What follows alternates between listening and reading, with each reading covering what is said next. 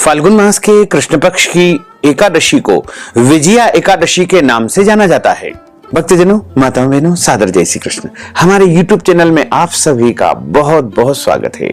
मैं हूं आपके साथ आचार्य धर्मेंद्र शास्त्री। आज हम आप सभी को विजया एकादशी की दिव्य और ज्ञानमयी कथा सुनाने जा रहे हैं।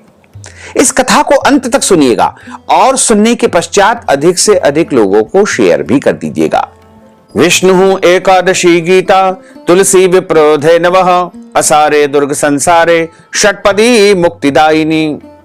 अर्थात भगवान श्री हरि विष्णु जी का पूजन करना, एकादशी का व्रत रखना, गीता जी का पाठ करना, तुलसी जी का पूजन एवं दर्शन करना, ब्राह्मण देवताओं की सेवा करना, उनको दान करना, उनको भोजन करवाना तथा गौ माता की रक्षा और सेवा करना, ये 6 कार्य इस कठिन संसार सागर को पार करने हेतु मोक्षदायक मुक्तिदायक बताए गए हैं। पूरे वर्ष में 24 एकादशी आती है, लेकिन जिस साल अधिक मास या पुरुषोत्तम मास आता है उस वर्ष 2 अधिक एकादशी यानी उस साल कुल मिलाकर के 26 एकादशी होती है। प्रत्येक महीने में 2 बार एकादशी आती है, एक कृष्ण पक्ष में, दूसरी शुक्ल पक्ष में। दोनों ही एकादशियों का हमारे धर्म ग्रंथों तथा पुराणों में विभिन्न महत्व बताया गया है। एकादशी का व्रत अवश्य करना चाहिए, क्योंकि एकादशी का जो व्रत है वो सबसे बड़ा व्रत माना गया है और एकादशी का व्रत करने से भगवान श्री हरि लक्ष्मी नारायण जी अत्यधिक प्रसन्न होते हैं।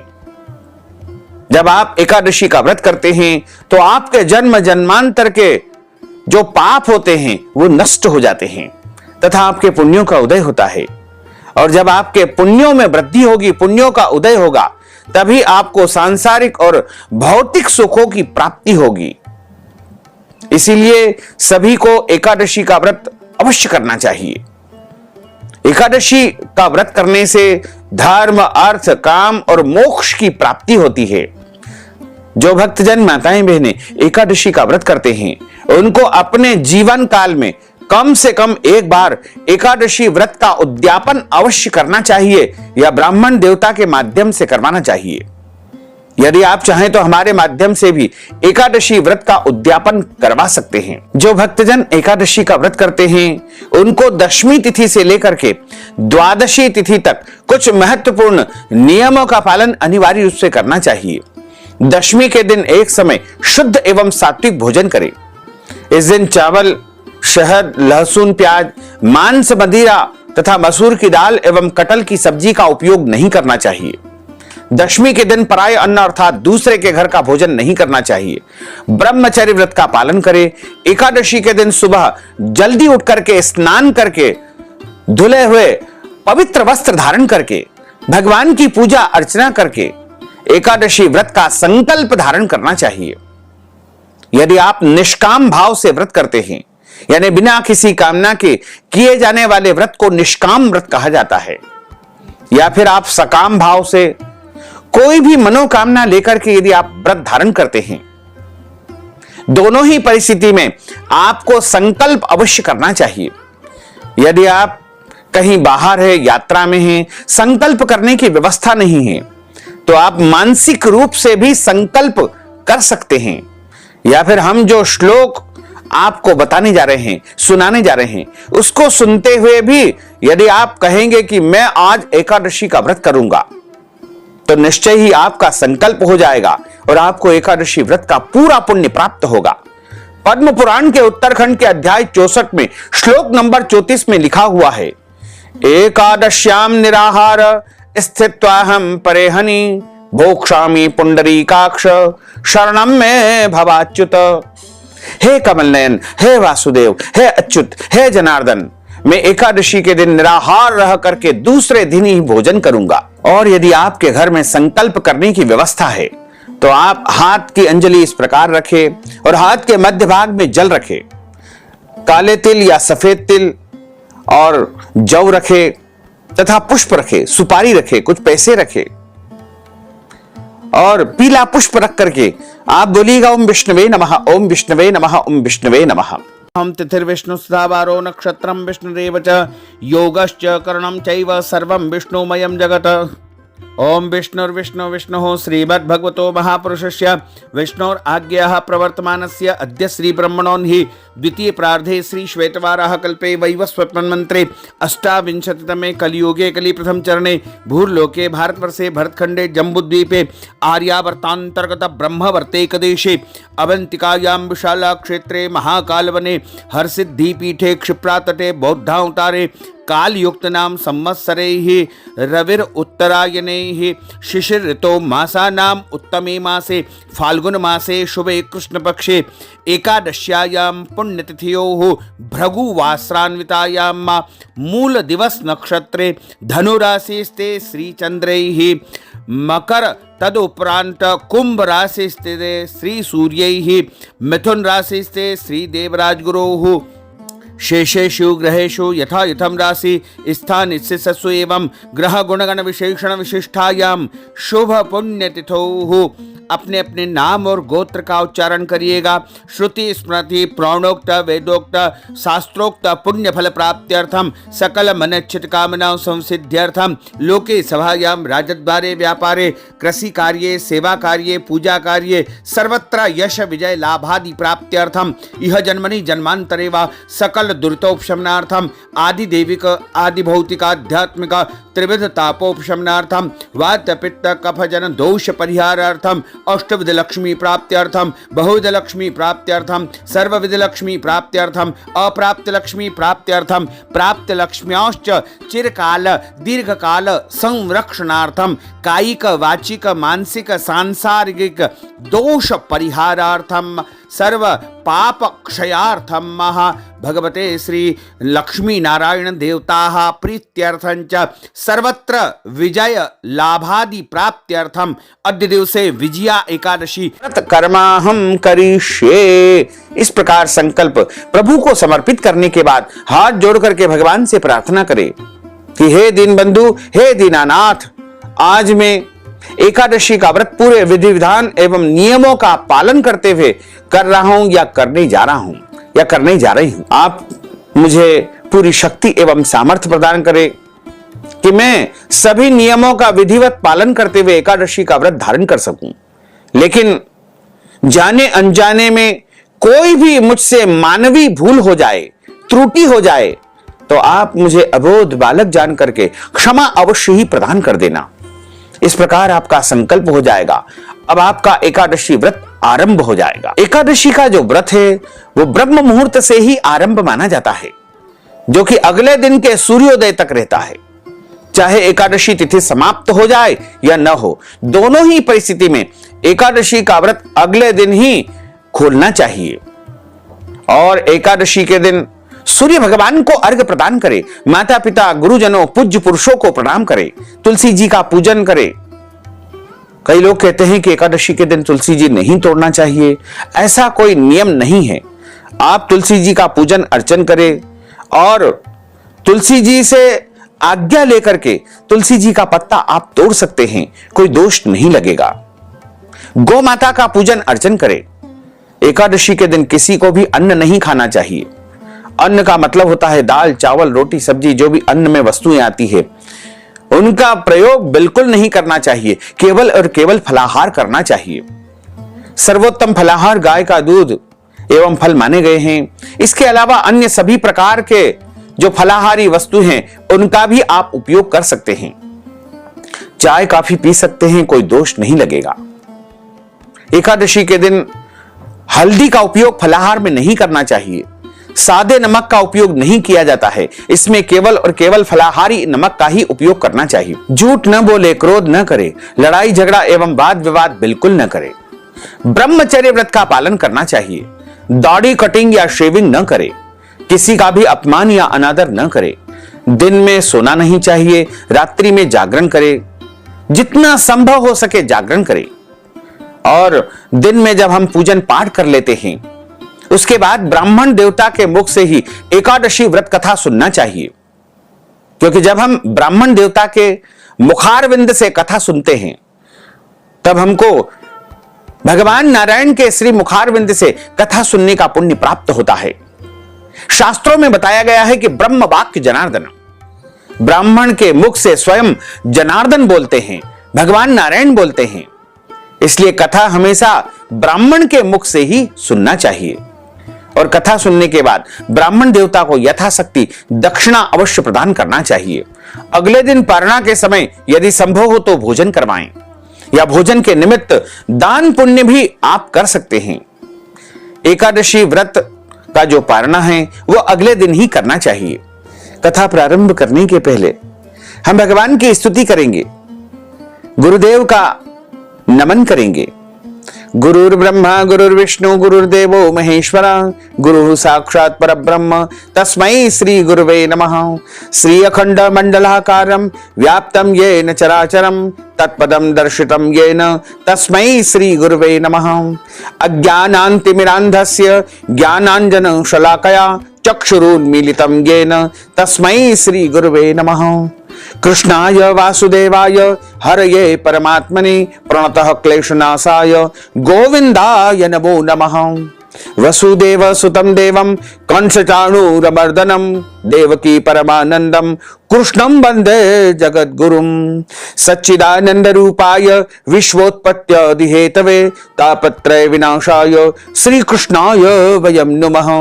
यं प्रव्रजन्तमनुपेतमपेतु कृत्यं द्वैपायनो विरह कातर आजुहाव पुत्रेति तन्मयतया तर्वोभिनेदुस्तं सर्वभूत हृदयं मुनिमानतोऽस्मि।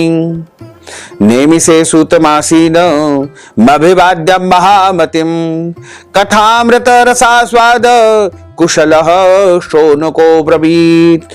बर्ह पीडं नटवर वपुः कर्णयोः कर्णिकारं बिभ्रद्वास कनक कपीशं वैजयन्तीं च मालां।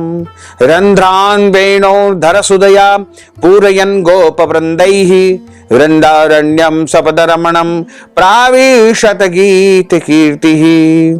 करारविन्देन पदारविन्दं मुखारविन्देन विनिवेशयन्तीं वटस्य पत्रस्य पुटेशयानं बालं मुकुन्दं मनसा स्मरामि।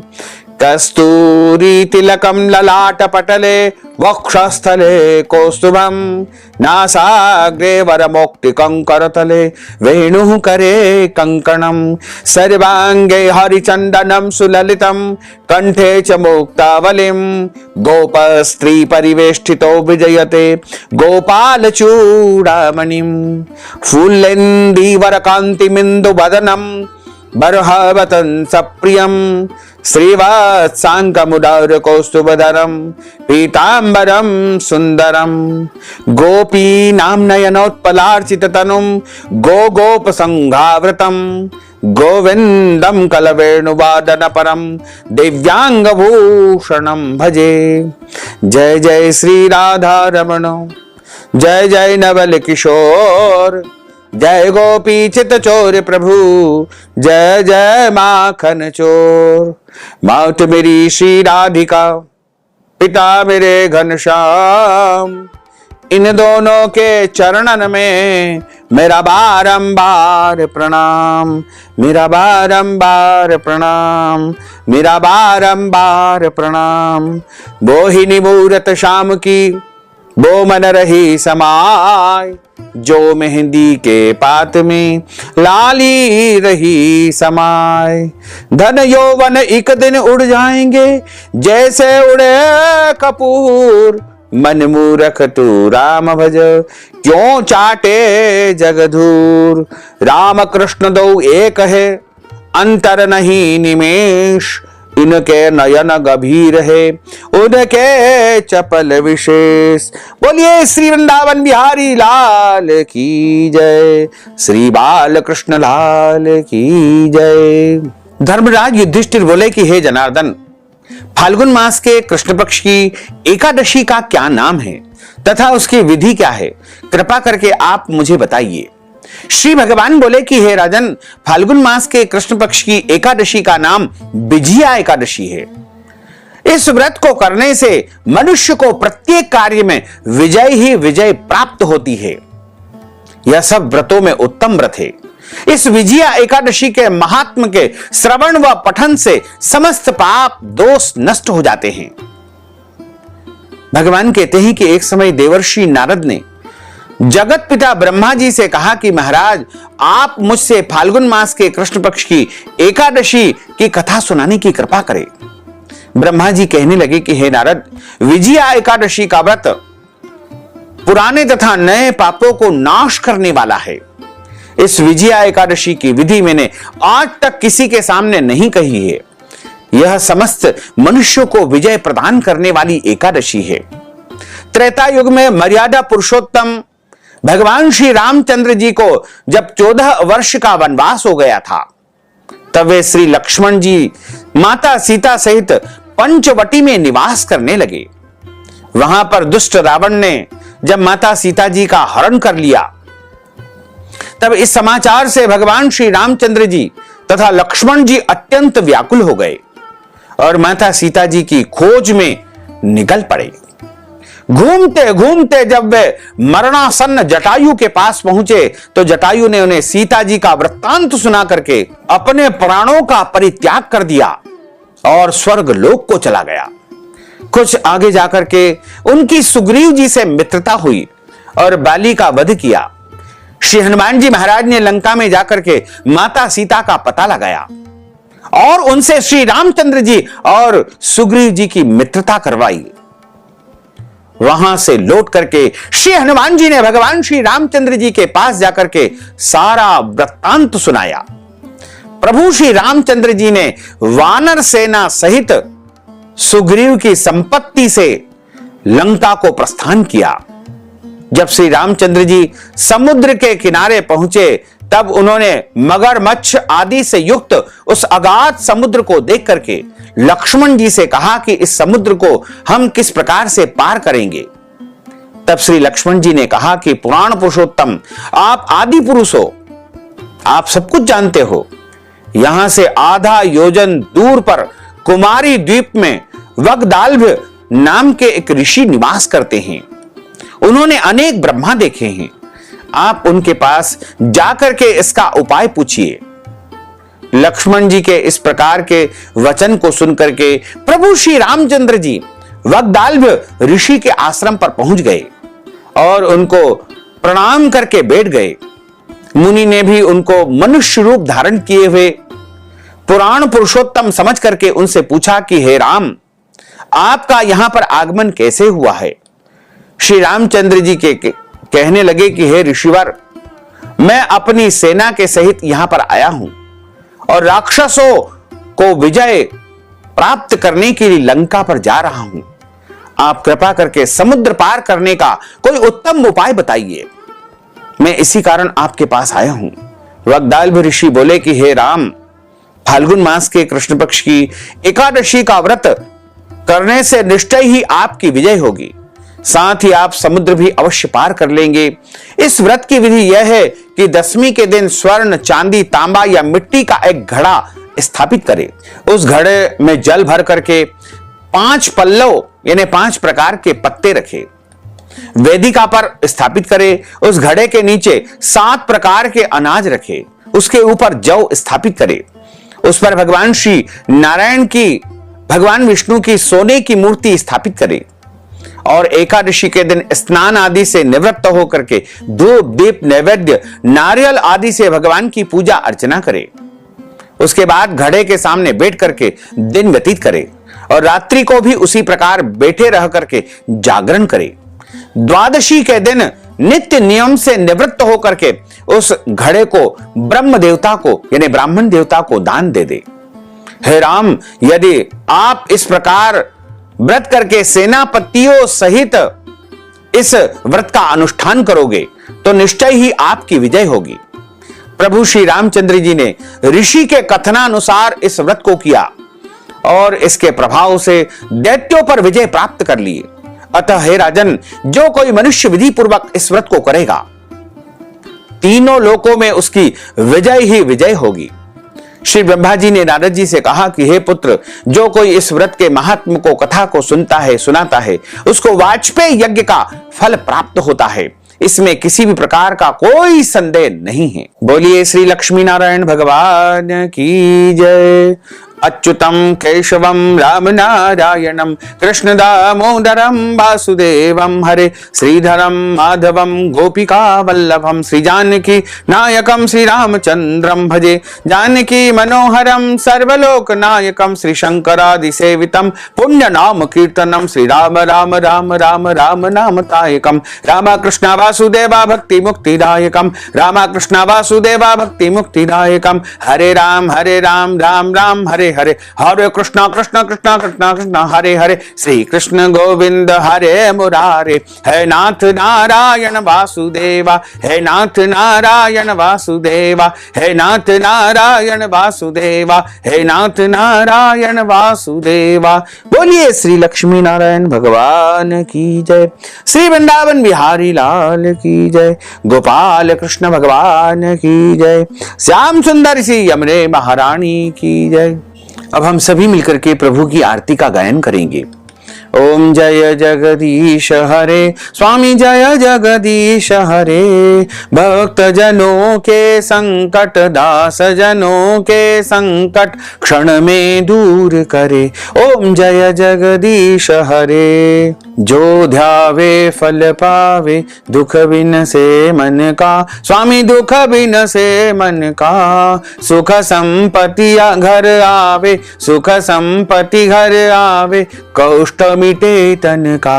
ओम जय जगदीश हरे, मात पिता तुम मेरे शरण गहूं में किसकी, स्वामी शरण गहूं में किसकी, तुम बिना और न दूजा प्रभु बिना और न दूजा, आस करूं मैं किसकी।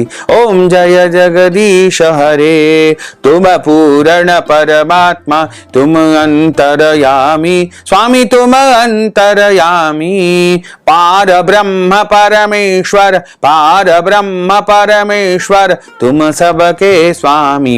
ओम जय जगदीश हरे, तुम करुणा के सागर तुम पालन करता, स्वामी तुम पालन करता, मैं सेवक तुम स्वामी मैं सेवक तुम स्वामी, कृपा करो भरता।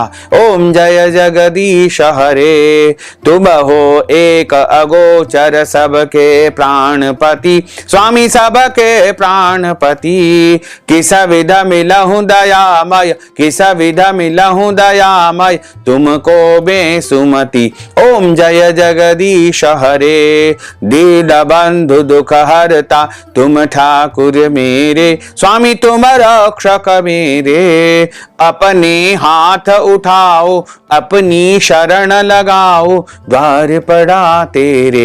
ओम जय जगदीश हरे, विषय विकार मिटाओ पाप हरो देवा, स्वामी पाप हरो देवा, श्रद्धा भक्ति बढ़ाओ श्रद्धा प्रेम बढ़ाओ, संतन की सेवा। ओम जय जगदीश हरे, तन मन धन सब कुछ है तेरा, स्वामी सब कुछ है तेरा, तेरा तुझको अर्पण प्रभु जी को अर्पण, क्या लागे मेरा। ओम जय जगदीश हरे, पूर्ण ब्रह्म की आरती जो कोई नर गावे, स्वामी जो कोई नर गावे, कहत शिवानंद स्वामी जपत हर हर स्वामी, मन वांछित फल पावे। ओम जय जगदीश हरे, जय जगदीश हरे, स्वामी जय जगदीश हरे, प्रभु जय जगदीश हरे, मोहन जय जगदीश हरे, भक्त जनों के संकट दास जनों के संकट बंसी वाला दूर करे। ओम जय जगदीश हरे, कर्पूर गौरम करुणावतारम संसार सारम भुजगेन्द्रहारम, सदा वसंतम हृदयारविंदे भवम भवानी सहितम नमामि, मंदार मालांकुलितालकाये कपाल मालांकित शेखराये, दिव्यांबराये दिगंबराये, नमः शिवाये च नमः शिवाये। औरार्तिक्यं समर्पयामि नमो नमः। अथ मंत्र पुष्पांजलि। हरि ओम मा यज्ञेन यज्ञमय जन्त देवास्तानि धर्माणि प्रमाण्यासन्न तेह न कम महिमानः सचन्त्रेत्र पूर्वे साध्याः सन्ति देवाः। ओम राजाधिराजाय प्रसय्य साहिने नमो वयं वै श्रवणाय कुर्महे समे कामान् कामकामाय मह्यं कामेश्वरो वै श्रवणो ददातु कुबेराय वै श्रवणाय महाराजाय नमः। ओम स्वस्ति साम्राज्यं भोज्यं स्वराज्यं वैराज्यं पारमेष्टं राज्यं महाराजमाधिपत्यमय्यं समन्तपर्यायै स्यात् सार्वभौमः सर्वायुष अन्तार्धा परार्धा पृथिव्यै समुद्रपर्यन्ताय एकराट् इति तदप्येष श्लोकोऽभिहितो मरुतः परिवेष्टारो मरुतस्यावसान् गृहे आविक्षितस्य कामप्रेर्विश्वे देवा सभासदेति। ओम विश्व तच्चक्षुरुत विश्वतो मुखो विश्वतो बाहुरुत विश्वस्वात् संबाहुभ्यां धमति सम्पत्त्रैर्द्या वा भूमिं जनयन् देवैकः। ओम एकदन्ताय विद्महे वक्रतुण्डाय धीमहि तन्नो दन्तिः प्रचोदयात्। ओम आदिशक्ति च विद्महे जगन्माताय धीमहि तन्नो शक्तिः प्रचोदयात्। तत्पुरुषाय विद्महे महादेवाय धीमहि तन्नो रुद्रः प्रचोदयात्। ओम सांगाय सपरिवाराय सायुधाय सशक्तिकाय सवाहनाय सगणाय भगवते श्री लक्ष्मी नारायण देवताभ्यो नमो नमः। सर्वदेवताभ्यो नमो नमः। मंत्र पुष्पांजलिं समर्पयामि। नाना सुगंध पुष्पाणि यथा कालोद्भवानि च पुष्पांजलिं मया दत्तं गृहाण परमेश्वर गृहाण परमेश्वर। मंत्रहीनं क्रियाहीनं भक्तिहीनं सुरेश्वर यत्पूजितं मया देव परिपूर्णं तदस्तु मे। आवाहनं न जानामि विसर्जनं पूजाञ्चैव न जानामि क्षम्यतां परमेश्वर क्षम्यतां परमेश्वर क्षम्यतां परमेश्वर। त्वमेव माताश्च पिता त्वमेव बन्धुश्च सखा त्वमेव विद्या द्रविणं त्वमेव सर्वं मम देव त्वमेव सर्वं मम देव। बोलिए श्री लक्ष्मी नारायण भगवान की जय। श्री वृंदावन बिहारी लाल की जय। गोपाल कृष्ण भगवान की जय। श्री द्वारकाधीश भगवान की जय। श्री बाल कृष्ण लाल की जय। श्री श्याम सुंदर यमुने महारानी की जय। जगत गुरु श्री वल्लभाधीश की जय। गुसाई जी परम दयाल की जय। श्री गुरुदेव की जय। लाडले लाल की जय। आज के आनंद की जय। धर्म की जय हो अधर्म का नाश हो प्राणियों में सद्भावना हो विश्व का कल्याण हो सनातन धर्म की जय हो गौ माता की जय हो नगर बस्ती की जय हो आज के आनंद की जय हो कल के आनंद की जय हो परसों के आनंद की जय हो बरसों बरसों के आनंद की जय हो। ओम नमः पार्वती पते हर हर महादेव। हर काल हर कंटक हर दुख हर दारिद्र हर आनंद की लहर कर। जय जय श्री राधे श्याम। भक्तजनों माताओं बहनों, यदि आप विजया एकादशी के निमित्त कथा की दक्षिणा प्रदान करना चाहते हैं, अन्नदान वस्त्रदान गोदान या फिर आप कोई भी दान पुण्य करना चाहते हैं, हमारे माध्यम से एकादशी व्रत का उद्यापन करवाना चाहते हैं या फिर ब्राह्मणों को फलाहार करवाना चाहते हैं और पारणा के समय यदि ब्राह्मण भोजन करवाना चाहते हैं तो इस हेतु नगद धनराशि हमारे गूगल पे फोन पे पेटीएम नंबर अकाउंट नंबर या नगद रूप से हमें पहुंचा करके एकादशी का संपूर्ण पुण्यफल प्राप्त कर सकते हैं। साथ ही आप सभी से अनुरोध है कि हमारे इस ज्ञानवर्धक वीडियो को अधिक से अधिक लोगों को शेयर करिएगा, लाइक करिएगा, कमेंट करिएगा और यदि अभी तक आपने सब्सक्राइब नहीं किया है तो अभी और इसी समय सब्सक्राइब कर लीजिए ताकि इसी प्रकार की ज्ञानवर्धक वीडियो आपको सबसे पहले प्राप्त हो सके। आपको और आपके पूरे परिवार को सादर जय श्री कृष्ण, सादर धन्यवाद।